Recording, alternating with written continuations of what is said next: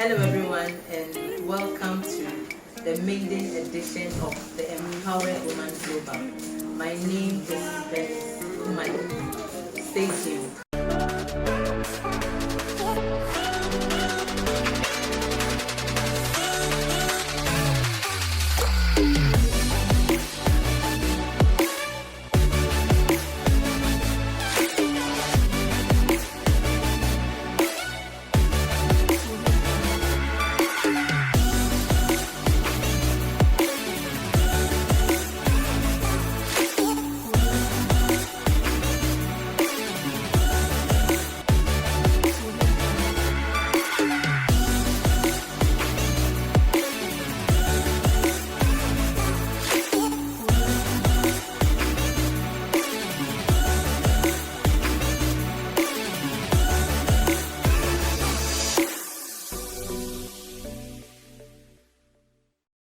I have with me here a very amazing, intelligent, beautiful, such an inspiring young lady. She's doing quite an amazing thing in Ghana here.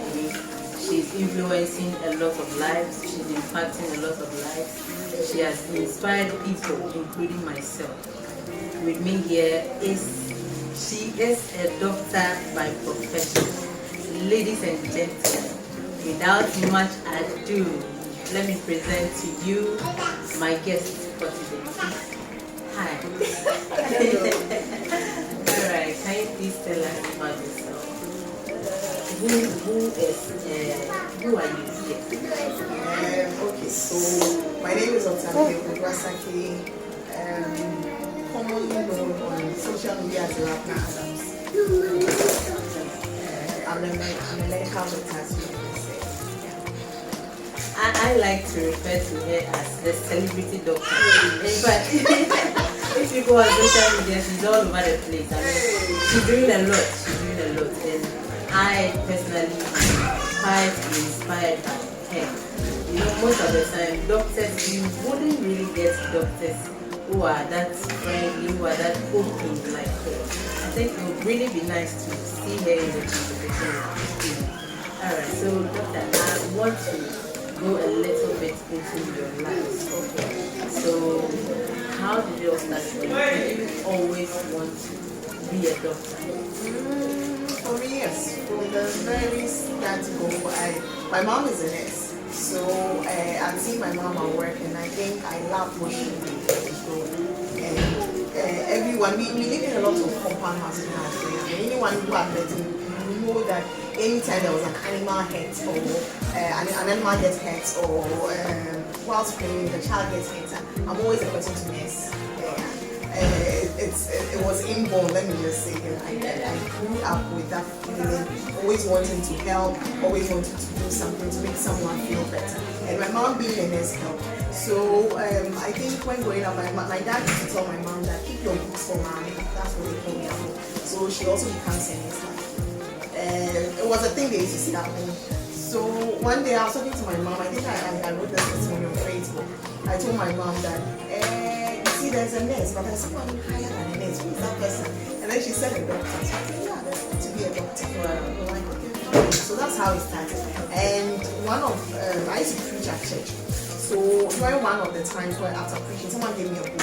There was a Lady Bird dictionary, and I found the meaning nutrition in it. And the meaning was doctor for children. I love the word, it was big. I want to be a pediatrician.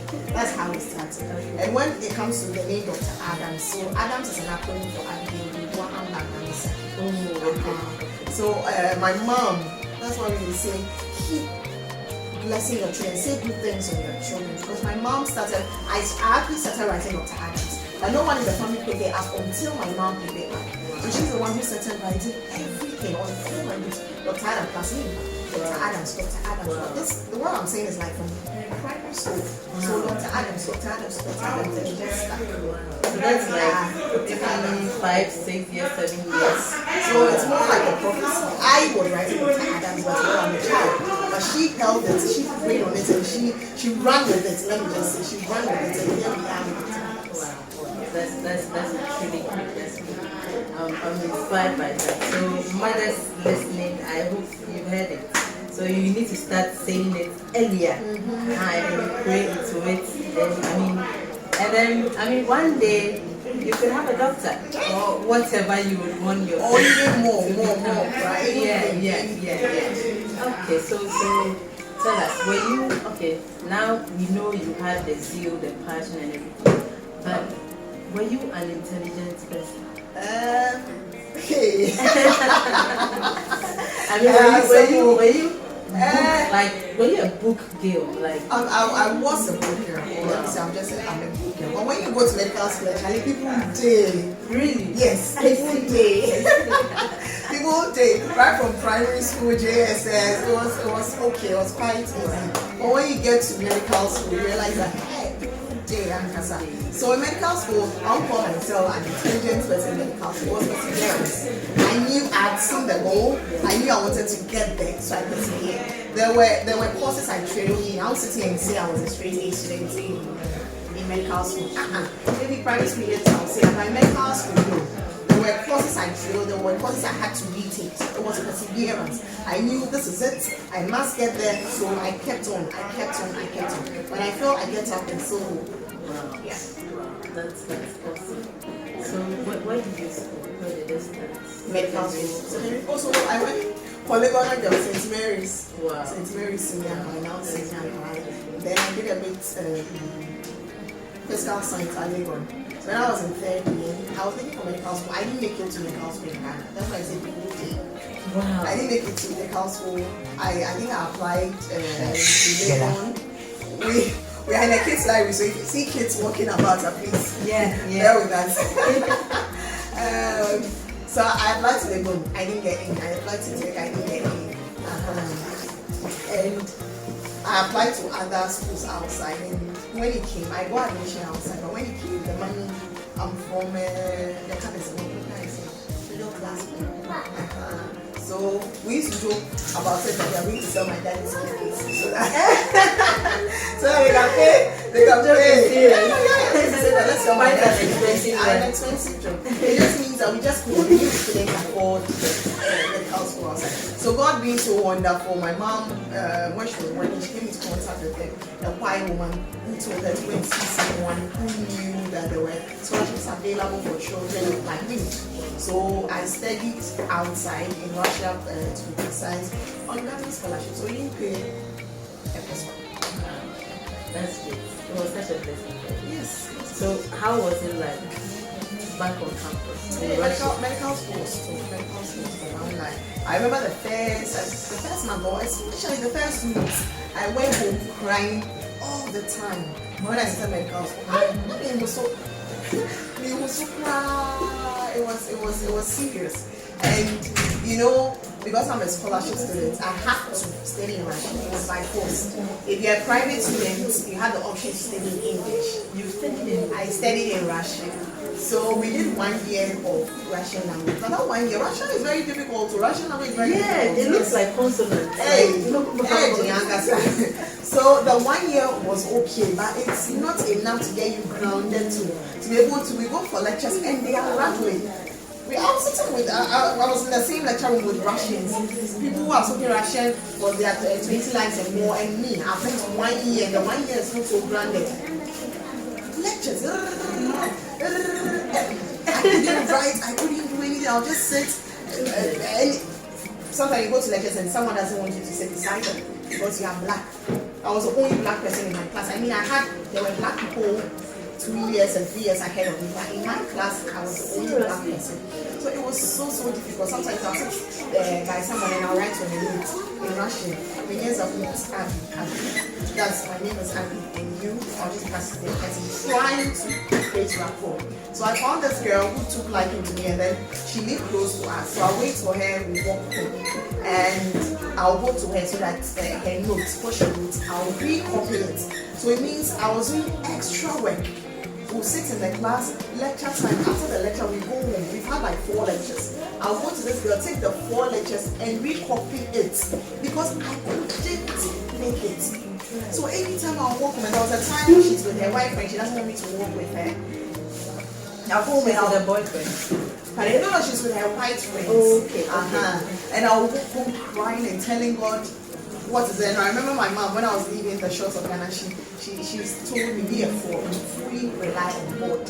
So I'll be walking and I'll fully rely on God. That's what the mommy be a fool. I'll just be walking, it's snowing, and I'll be crying. Like, you feel the tears dry on your face. I'll be crying and I'll be asking God, like, what is this? Is this, I mean, this what, where you brought me? You said it's yours that you have. Now I'm here. Where is my help? I cannot do this on my own. I'll be walking and I'll just bust into homes. And I did it, my mama. Hey, that's how it goes. I tell people that, and God came at that time. And they got the confidence because some spirit is, you know, and then it's yeah. Wow. Sorry, I'll wake up around 4 a.m. pray and tell God that this thing here, that was wonderful. He brought someone to me. She became my best friend in medical school. Her name is Okay.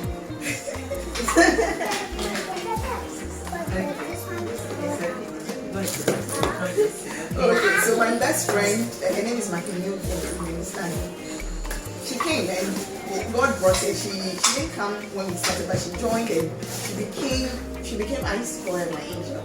It's an angel God brought, madam, because she spoke English and she spoke Russian very well. So she became my intermediate when I was employed.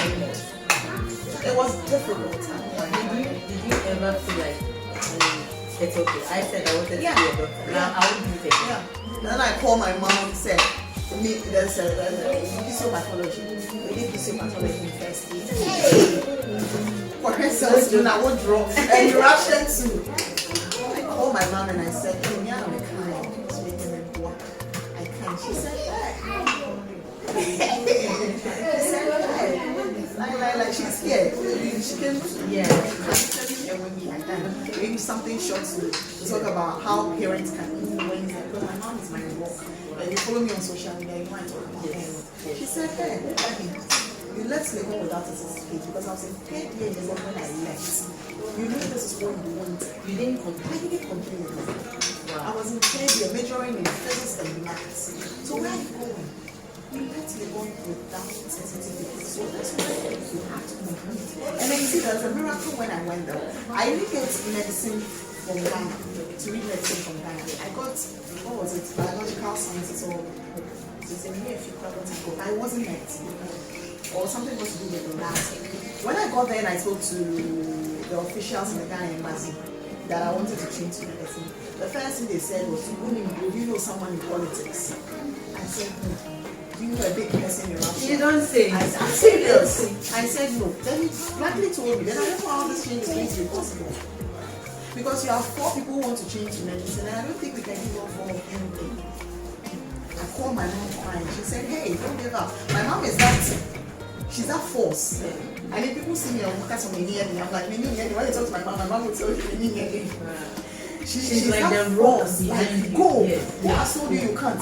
Go and see this person. I mean, she's not in Russia. She's telling me, go and see this person. Go and see this person. Talk to your roommates. Let your roommates go and escort. You can't see the Russian. Let your roommate go and escort and go and see the head of the school. Tell the head of the school you want to do medicine and let's see where it takes you. So that's why I started. I went with someone who spoke Russian. Went to see the head of the school and I said, I want to do medicine. I really need biological science. This is not what I want to do. She said, really? I said, yes. She said, then you have to show us that the first year you have to get all A's. I said, yeah, I can do it. So let's go. So I got all A's and through the schools backing, they wrote to the Ministry of Education in Russia. The Ghanaians let me on my own. All A's. I got all A's in Russian. In Russian, in my first year. Wow. Yes. And so my school backed me. Okay. So they wrote a letter. The Ghana embassy don't mention my mama. I don't know any big person. So my school wrote a letter for me and sent it to the Ministry of Education in Russia that this girl wants to do Russian. She's coming to us that she can't do medicine. So then they asked my embassy and I said, indeed, yes. So together, out of 4 of us, I was the only person that could. So I remember I was in the biology class when the official from Ghana embassy called and she said, praise the Lord. I didn't answer. She said, now they can't praise the Lord, I won't answer. And I said, because it's not your usual. I was calling him I was on him. What's his name? Mr. Bassett. I was calling him every day. So Bassett, have you heard something? Have you heard something? So that day he said, praise the Lord. I didn't answer. He said, I can also go paint this one. Sometimes see it because it's not our usual routine. I'll say, hey, would they answer? I make cancel them. So I say, praise the Lord, hallelujah. But say, well, when you sent the letters, your own was the only one they picked. That's when I said, hey, hallelujah, hallelujah. So it was a miracle. It was a miracle. So that's where the journey started.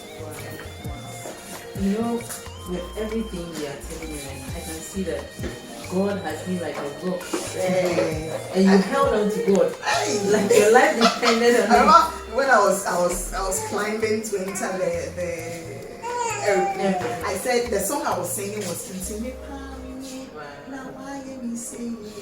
And then the 7 years, the song that kept me through is "And you send me a baby." If you ask my husband, my mom, they all know that's my favorite song. Wow. Because I didn't feel like I send Ama Jesus, Ama Jesus. Eya misenya metia briefly. Eya nadumara. So yes, Jesus was all. That's truly good. I'm inspired. I'm too inspired. Alright, so then after medical school and everything, how did it feel when everything was over? Now you got your, I don't know, your master's, or you became a doctor. How did it feel?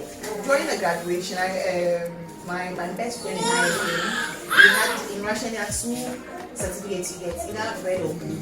Red means first class, and then the blue is the other classes. Whether you get second class, other classes. So my best friend and I, we had red class. Oh, yes, wow. So I dedicated that to my mom because she was the pillar. And I remember when I was waiting to camping, there was a bit of financial issues. The embassy said they didn't have money, blah blah blah. So we were stuck for a while. And I got a call from the Russian embassy that they gave me a scholarship to study.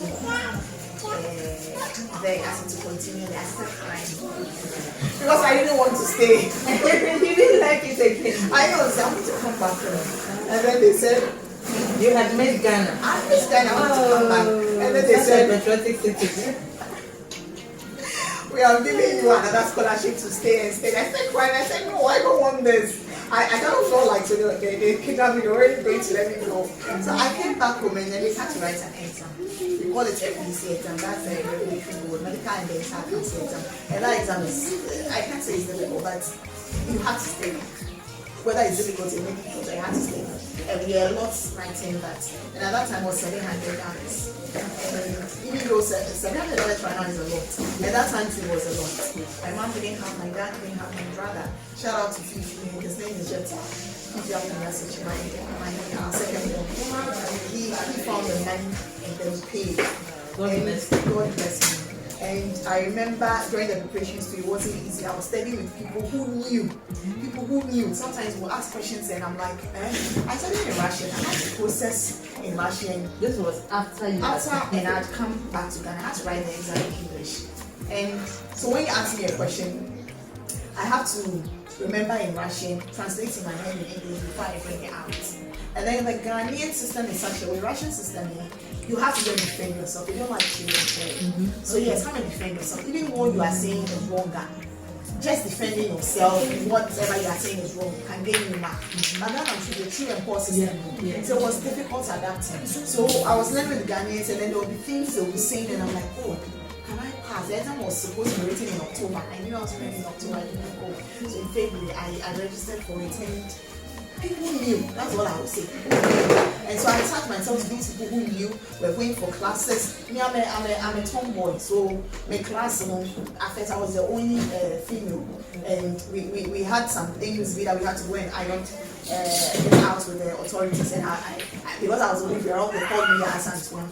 And then later the other ladies joined. Then we had a subgroup. I was still the only girl. So we learned. So it was intensive learning. And I remember when I got the message that the results are in. When I was going to pray, I told God, my background. If I fail, we come together and I said, we can't. In fact, before before the exam, I had written some affirmations on my wall. Anytime I was reading, I was feeling gold. You said we should ask and it shall be given unto us. You said wherever two or more gather and they agree on something, they start. Now me and my family are agreeing on that. It has to be done. You said wherever we mention your name, you are there. You have come to our help. I used to say these affirmations. When the results came, I sat in my mom just quickly called the taxi. I sat in the taxi all the way. We were living in Kolebu, all the way to Makola area. I was the second person to write my name to get my results. Hey, Nipan will be a first. Steven's brother. He took the results. He went at the boy didn't come himself. And he sent his brother. He took the results. He went out. So I took my people were around. So I went out. I said, God. So I had planned. If I failed, I was going to the shore. Said we need that. I was going to Polygon where I said they cried. That was it. Just going to sit there and cry. It was been booked already. So I opened the thing and it was a pass. Wow. I just fell down like this and started crying. I just fell and started crying. So I called my mom and I was like, it was a pass. So it's not easy. It wasn't easy. But that thing was it. But you are very strong. You are strong. I mean, intellect. It's not easy. It's not easy. You know, from what you are saying, that means there are a lot of male doctors. Yeah. Very few. I mean, even now, I remember when I was pregnant and I took a taxi. I was new in this town. I took a taxi from the taxi rank and I was coming here and he said, Madam, we are Juma missing that. We are missing that. We are midwife missing that. Hey, I are Juma. I wanted to ask him, say, and open him a Juma match me your hand. I think he even asked me that I was a cook. And I'm saying, hey, now you're coming. I look at him and I smile and say, hey, I'm saying, about Dr. ADAMS, 25 but that's his reality. He's never seen a female doctor. I said, it's over central. Now, we say, a man, I'm not lap with, I was so be a midwife. Never. And this is a man almost 30 years. He has never seen a female doctor. I was talking to one. So he was very, very impressed and very wild. And I'm like, but very few. Even the few, actually, women are doing a lot of things. But when you come to the hospital and the man and I understand, right? I get this a whole lot. So I'm the GMA secretary, Ghana Medical Association secretary for the region. So someone will tell them, oh, go and see the GMA secretary. Name is Dr. Saki. So I'll be sitting down there. They will come. Yesterday, someone did that to me. He entered the doctor's room. He said hello. I said hello. He didn't talk to me again. Then he went out. So he met the junior doctor. I'm a medical officer, meaning I have house officers working with. And currently, I have like 7 house officers working with me. And I supervise them with all my medical system. So he came in, said hello. I greeted. He walked out. So he came with the house officers and he said, I'm looking for Dr. Saki. And he laughed. And he said, that's he was like, oh, surprise. I was like, oh, I'm so sorry. I was like, no problem. He didn't assume me sitting down and Dr. Saki. Then again, yesterday, now another person also spoke to me on phone. He knew I was a female. Came to the VIP, there were patients in the VIP room. I was there. Came in, greeted me and said, okay. Went straight to the male doctor standing there, and I said, male doctor, I'm looking for Dr. Saki. And then he also laughed and said, that's it. So people do not assume, especially with the Dr. Saki, it doesn't sound like you say Dr. Abigail, female, it doesn't sound female. So I remember I went to a place like that and I said, wow, you see me, I said, oh, yes, I said, oh, he was an old man. He was there and he was so rested. He was like, you can't see that.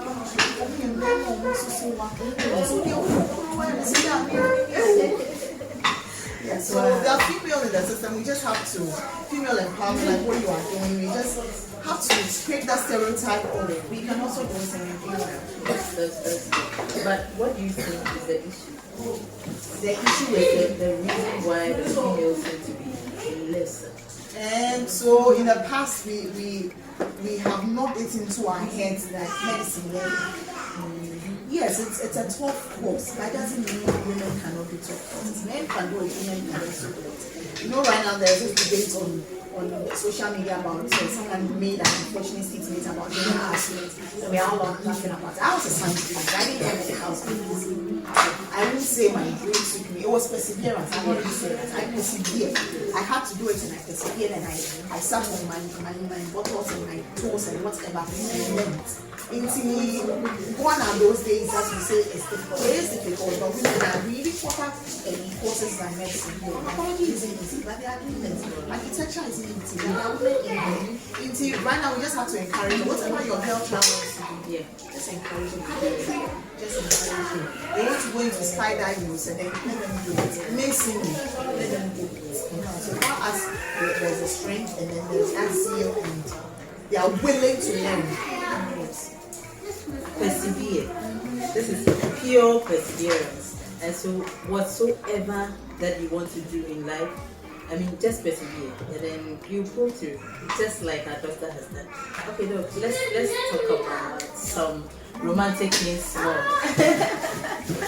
So doctors, are you normal people? I don't know, like if I say normal, I feel like doctors are just too serious.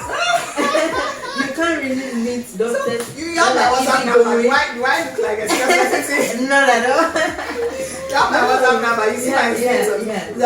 There are days when my husband will call me and say, "Today comes when we choose that's all nonsense. I mean, people who have my status, I intentionally block people out of my statuses because sometimes you don't want people to see you so losing up and to see what you have. And when our relationship is to an extent, I let you see my situation. We are normal people. When you meet the boys and girls, we are normal people.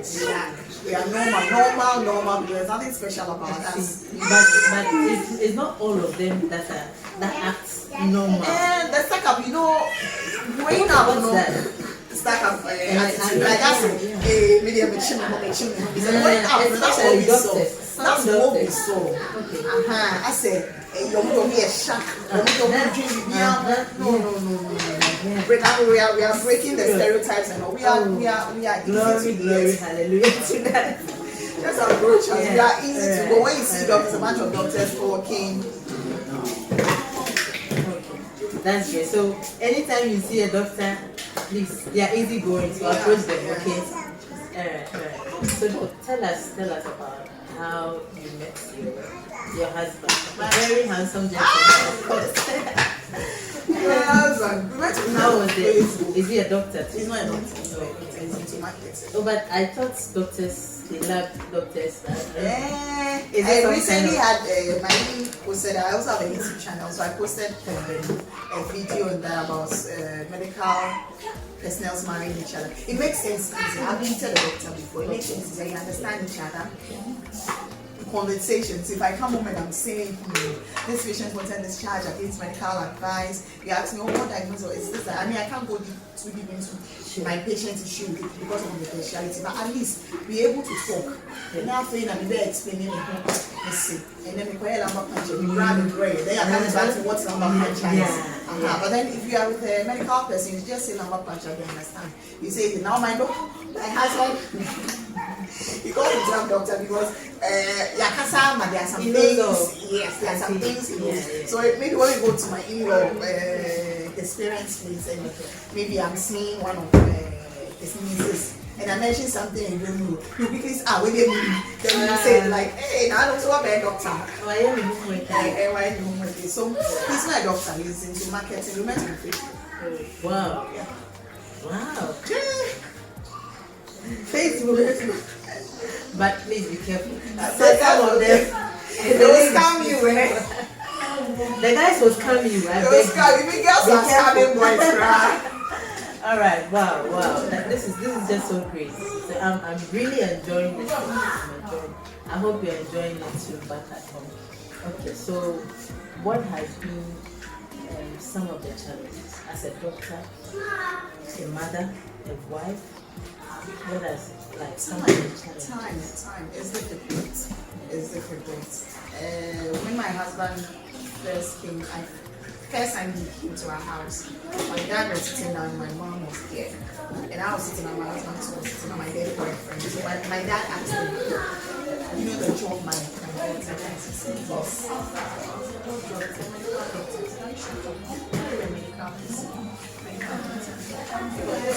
That's my mom. What does she do? I know she's a so he's married a medical doctor. You understand that there are things she's not going to come in. There are things that she's not there. She won't be able to cook fresh food for you all the time. There are days that you have to take care of the children all by yourself. Because growing up, I saw my dad a lot of times when my mom, especially when she had to go for evening duties. He asked him a lot of questions. So he made it known to me, I don't want you to ever complain about your work. And because she's a medical doctor, she's not doing the things the wife is supposed to do. No. You understand the work she does, and you still said you won't. So right now, if you guys are supposed to do it, the two of you will have to make it work. And yes, indeed, when we got married, even without the kids, I was doing local Legon hospital, and you get home before me. And during the day, or when I'm home, I cook. So there are stews and soups in the fridge. So when I'm coming back from local Legon, call me. I'm like, what is in the fridge? That's a romantic answer. If I some wine, maybe extra one hour, okay, you wait. It's me and me, okay. So when you get to this place, call me. Let me face this to Sana and I. So you have to help each other. Now when the children came in, it really became more difficult because then at times we were both working at places where he was working at a place where he was closing at 5. So we would get home and cook. Then when the kids came in, we were both working at places where we would both close around 8 p.m. So they can't pick me up when we get home at 9. Luckily my mom was there with us, so by the time we get home she's cooked. So it's not easy. It is not easy at all. There are days when I tell myself that I will not let my children become going into this medical field because the suffering that I'm going through, I don't really have no other things, and I still insist. I'm still by that thing. It's just that my husband says no. I think he wants one of them, especially the girl to become a doctor. If she wants to find, but I'll make sure I discourage her first. I'll make sure I discourage her first. You see me, because my mom was saying we're living in Colombo, I didn't have choices. What I saw were nurses and doctors, it was nice. So you grew to yes, the passion was there, but that's all I saw. So now it's up to me to tell my daughter that she has chances. There are other fields. Let her explore. If she still explores and comes back to medical, I know at least she saw other things. I didn't see any other thing. It was just doctor and nurse. So you think that if there was an option, you would have? Maybe. I find joy in the work I do. When I see people and they say things, there's a small boy I'm carrying in my ward actually. And when I see him walking and how he came, I see him and I'm happy. He came in, we call it edema. He was swollen all over. Now he's doing well and he's smiling. I see him and I say, hey, actually, okay, this is all. I enjoy my heart. So it's not like the father is going to build me a house or something. But just my patience is where I find joy. So I know me there. It's your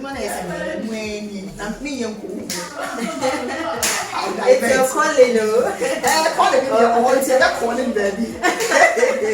And so yes, you just have to marry a person who understands what you do. Together you make it work. Marry a person who understands you. Okay, that's good. All right, so tell us, what has been your strongest? We are in the hospital at the moment. Okay, so and the children's library. So they are just all buried there. So tell us about what is your strongest word? What has been your strongest motivation? What pushes you? Like in times, even in marriage, back in school,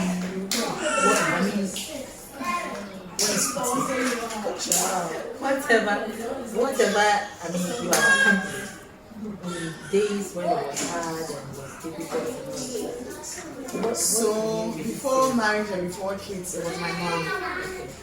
My mom was the motivator. Anytime I wanted to give up, I think about And sharing is caring. When share with him, okay, good job. Sharing is caring. And so my mom has been my motivator. Anytime I felt I had to give up, I thought about the things she's gone through, the things she sacrificed for me just to make it at this point. I knew I couldn't get, I couldn't disappoint. And anytime I want to do something bad, I mean, there were lots of vices in Europe. I could have done anything. I went to Europe as a whole person. I came back, yes, darling, I've seen it.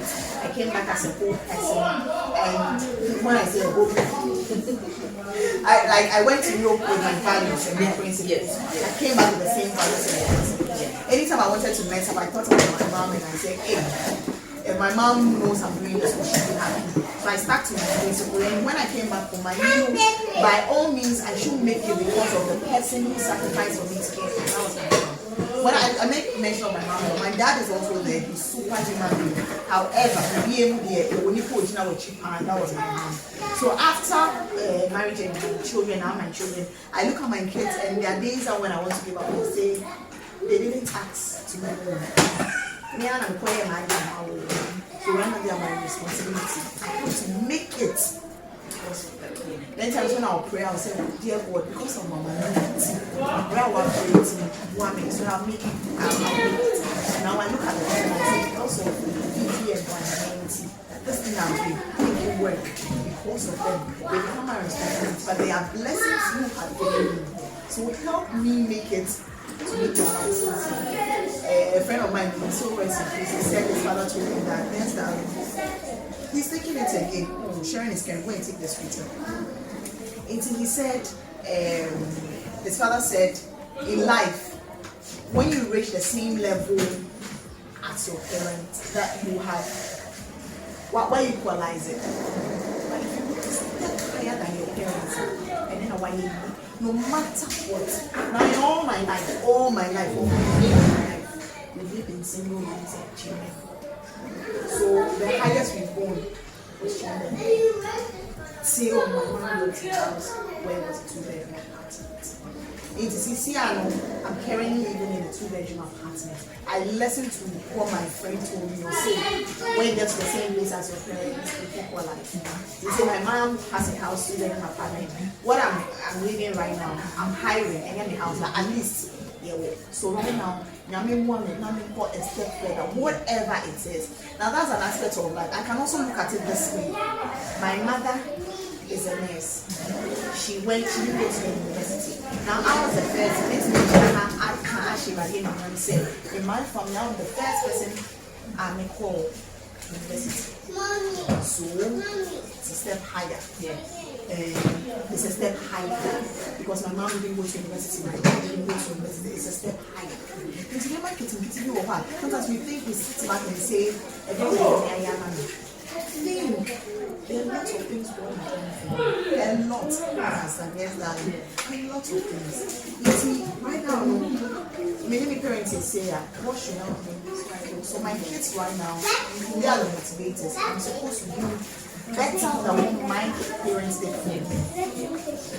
Even Jesus wanted us to do more than that's very great what he said. So now we can say that mothers provides a huge impact on children.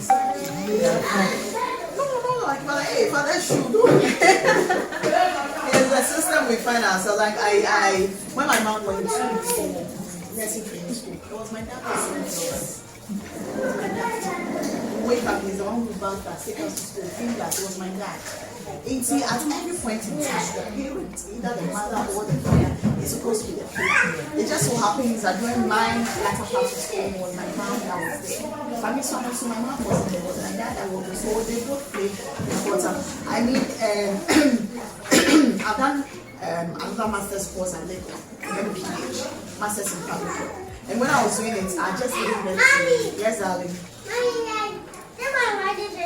And you're also writing that one, good job. I was just giving birth to baby, it was just 2 weeks old. And so my breasts were so engorged, I couldn't really pee. If you know me on social media, I'm exclusive breastfeeding advocate. So I knew I had to do breastfeeding. So my mom was following me with my baby to the exam room. She would sit outside, I'll be writing exam. When baby is crying, I'll go and pick baby up to the exam room, breastfeed, and still write my exam. Who was taking care of my daughter? It was my husband. Where's my husband? My husband was at work. I always say, I'm the boss in the chair. He wanted some days off. And he told my husband's boss told him, he said, he's not running the weekend center. He's playing with you, play with him. So I said that to me. I was so hurt. So my husband couldn't say, it was my child who was taking care of my mom was baby. And then we'll come home and we'll say, by the time we get them, we'll be home around 8 p.m. We're carrying them, we're feeding them, wonder. So my dad too was he's very super.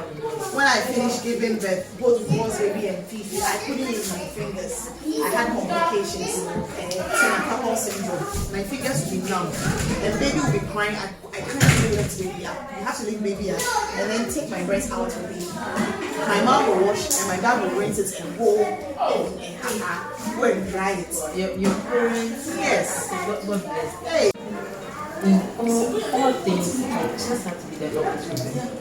Because as a mother, I have to be some kind of rock for my female, for my daughters, my sons. And the guys, please, you need to help. You need to help because it's not easy. For a woman to be able to achieve, and for any of you to be able to achieve anything, it has to be a collective effort. And so if you're a man you're watching here, you need to help your wife. Alright? Okay. So it's been quite an amazing session.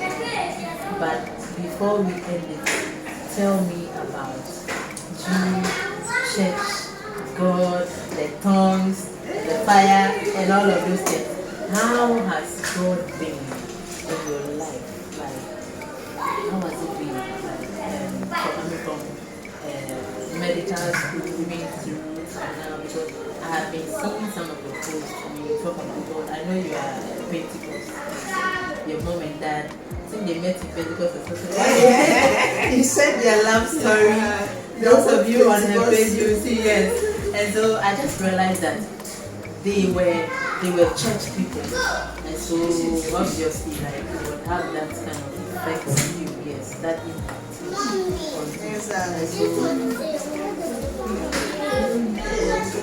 You need to be able to share his caring king. Don't come again, okay? So, if you're a person, you have to raise your children in Christ. Children look at things, they will copy the things you are doing more than the things you're telling them to do. So, grandma has been telling Grandma when she wakes up, she has to say, thank you, Jesus. I don't know whether she really fully understands it, but when she wakes up, even when grandma is not around, she talks to her. Why might you say thank you, Jesus? Yes, grandma, I already said it. One time you said, I think you guys were eating or doing something, and then you prayed. And she said, no, she has to pray. She has to pray. When we are going out, and it's a tradition, when we are stepping out of the house, my mom will say we should pray. So if you don't make her pray, she will go. So I'll tell my mom, say, oh, mommy, mom, parents, she's also praying. When I would train, so let her pray. I mean, what she will say, Sabi,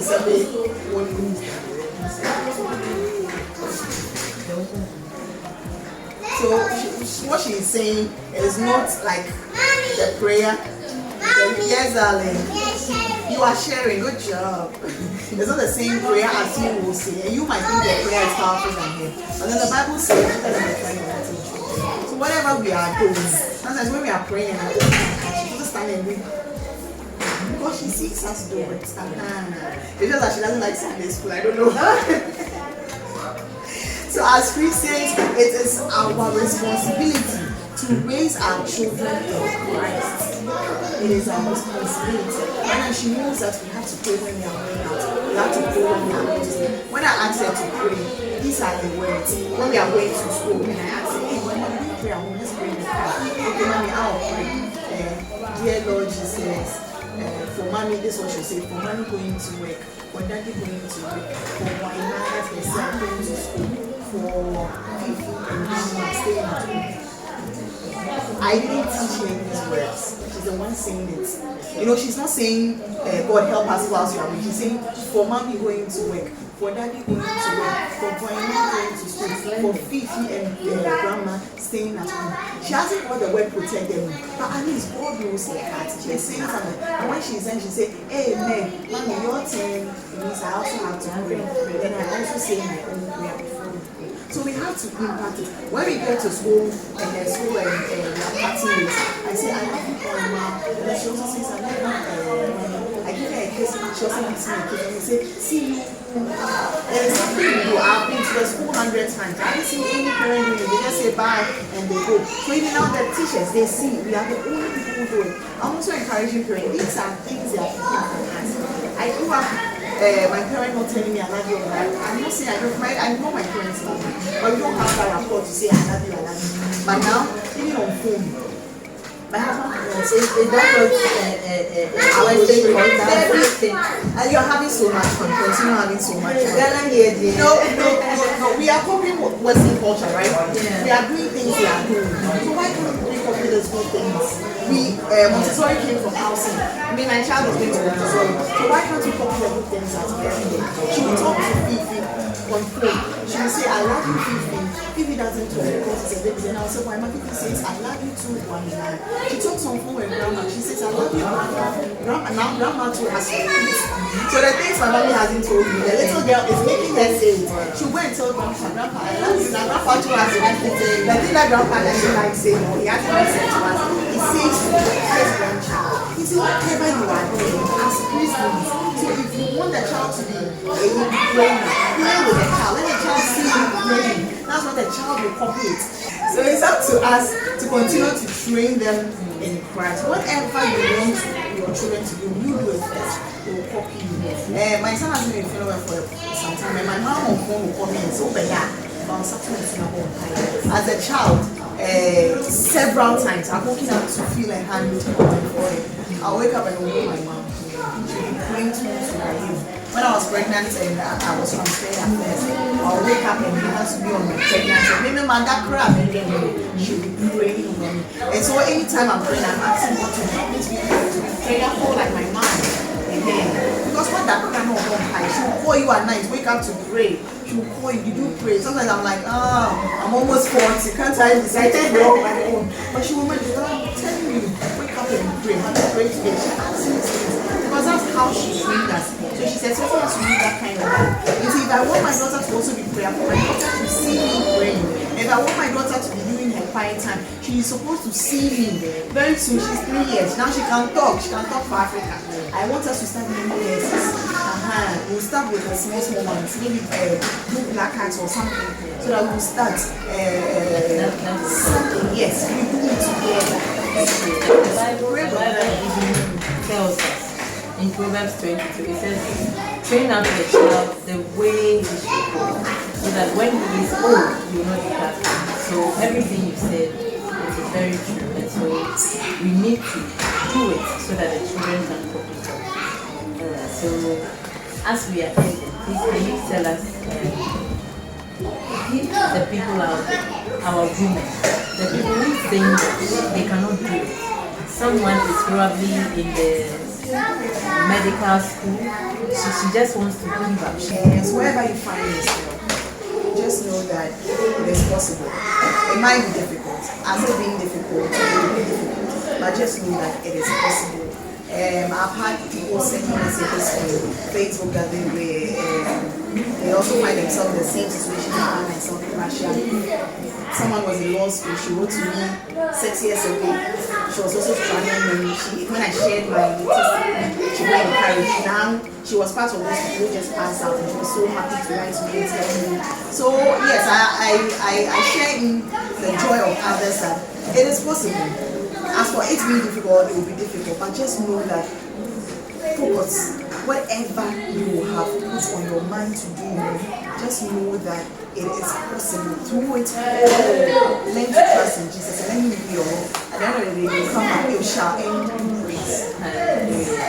It's been a wonderful session with Dr. Adams.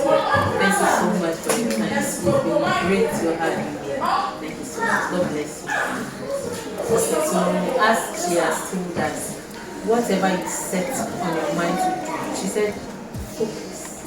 and make sure you do it no matter what, because it's possible. You know, it can be difficult, but not impossible. And so to every woman out there watching us, Dr. Adams has been able to do it. In fact, she has done it. She's the Yasanswa.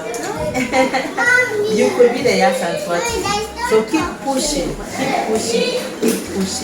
and I know that in the end, it shall end in praise, just like it did for our daughter. So thank you so much for sticking with us. Until next time, see you. Bye.